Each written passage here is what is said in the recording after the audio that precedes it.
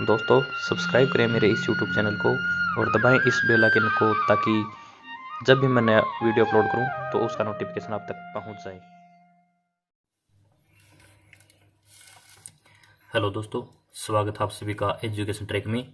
और आज हम भारत के गांव इस टॉपिक पर निबंध करने जा रहे हैं। जो आपके एसएससी डिस्क्रिप्टिव टाइप का जो एग्जाम होता है जिसके अंदर ये निबंध पूछे जाते हैं, जैसे कि CHSL, MTS, CGL के जो टीयर सेकंड और थर्ड के अंदर इस प्रकार के निबंध पूछे जाते हैं।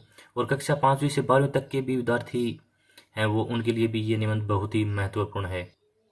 महात्मा गांधी कहते थे कि वास्तविक भारत का दर्शन गांवों में ही संभव है जहां भारत की आत्मा बसी हुई है। महात्मा गांधी का क्या कहना है कि वास्तविक भारत का दर्शन गांव में ही संभव है जहां भारत की आत्मा बसी हुई है। गांव जिन्हें भगवान ने बनाया, जहां की प्रकृति का सौंदर्य बिखरा पड़ा है, जहां पर क्या है, प्रकृति का सौंदर्य बिखरा पड़ा है। ऐसी ऐसी चीजें, ऐसी ऐसी प्राकृतिक नज़ारे देखने को गांव के अंदर मिलते हैं, जैसे कि हरे भरे खेत, कल कल करती नदियां, हरे भरे खेत, कल कल करती नदियां, कुएं के रहट पर सजी धजी औरतों की खिलखिलाहट। जैसे कि पानी भरने के लिए पनिहारी जाती हैं कुओं पर, तो वो हंसी मखौल करती हुई उनकी खिलखिलाहट। हुक्का पीते किसान, हुक्का पीते हुए किसान, गायों के पीछे दौड़ते बच्चे, गायों के पीछे दौड़ते हुए बच्चों का जो नज़ारा है। पेड़ों से आम तोड़कर खट्टे आम खाती किशोरियां, जो खट्टे आम हैं उनको खाती हुई किशोरियां, तितलियां पकड़ते हुए किशोर, जो छोटे छोटे बच्चे हैं वो तितलियां पकड़ते हुए। बाजरा और मक्का की रोटी, बाजरा और मक्का की रोटी, दूध दही घी और मक्खन की बहुलता, कि दूध दही और घी इन सभी की बहुत ज़्यादा मात्रा में बहुलता या बहुत ज़्यादा पर्याप्तता, ये सब कल्पना में आता है जब हम गाँव की बात करते हैं।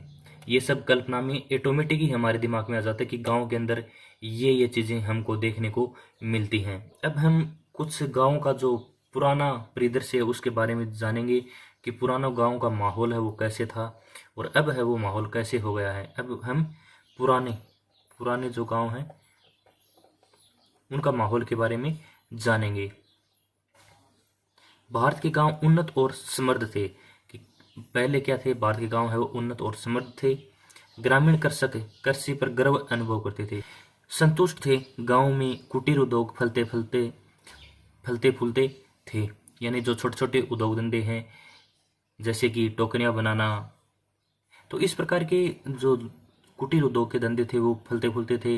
लोग सुखी थे, सभी लोग क्या थे, सुखी थे। भारत के गांव में स्वर्ग बसता था, कि भारत के गांव के अंदर का जो नज़ारा था वो स्वर्ग से कम नहीं था। किंतु समय बीतने के साथ साथ नगरों का विकास होता गया और गांव पिछड़ते गए। नगरों के विकास के साथ साथ गांव की दुर्दशा है वो खराब होती गई और गांव पिछड़ते गए। अब जो वर्तमान में गांव की दशा क्या है उसके बारे में जानेंगे। वर्तमान में गांव की दशा, भारत के गांवों की दशा अब दयनीय है, कि अब दयनीय है। इसका मुख्य कारण अशिक्षा है। मुख्य कारण क्या है, अशिक्षा। गांव में साहूकारों, जमींदारों और व्यापारियों का अनावश्यक दबदबा है। इन सभी अमीरों का क्या है, गांव में दबदबा है। किसान प्रकृति पर निर्भर करते हैं और सदैव सूखा व बाढ़ की चपेट में आकर नुकसान उठाते हैं। सभी किसान है वो क्या है, प्रकृति पर निर्भर हैं, वर्षा पर निर्भर हैं, और कई बार तो क्या है, सूखा पड़ जाता है और कई बार वर्षा अधिक हो जाने के कारण बाढ़ की चपेट में आकर नुकसान उठाते हैं। कर्जों में फंसे, तंगी में जीते, छोटे छोटे झगड़ों को निपटाने के लिए कचहरी के चक्कर लगाते हुए अपना जीवन बिता देते हैं। उनका जो ये जीवन है वो कठिनाइयों से भरा हुआ है और इस प्रकार से वो अपने जीवन है वो संपूर्ण जीवन बिता देते हैं। अब जो वर्तमान में इनका कारण क्या है पिछड़ने का वो जानेंगे। संक्षेप में गांव वासी अब नगरों की चकाचौंध से प्रभावित हैं। सभी ग्रामवासी ये चाहते हैं कि शहरों में पता नहीं क्या है। युवा अब गांव में नहीं रहना चाहता। युवा है वो क्या है, गांव में नहीं रहना चाहता। वह शिक्षा, नौकरी और सुख सुविधाओं का पीछा करते हुए नगरों तक पहुंचता है। मुख्य कारण क्या है कि गांव के अंदर रोजगार नहीं है, इसलिए लोग हैं वो शहरों की ओर पलायन कर रहे हैं और गांव है वो इसलिए पिछड़ते जा रहे हैं और शहरों में बहुत ज़्यादा संख्या में जनसंख्या फैल रही है, भीड़ भड़ाका हो रहा है।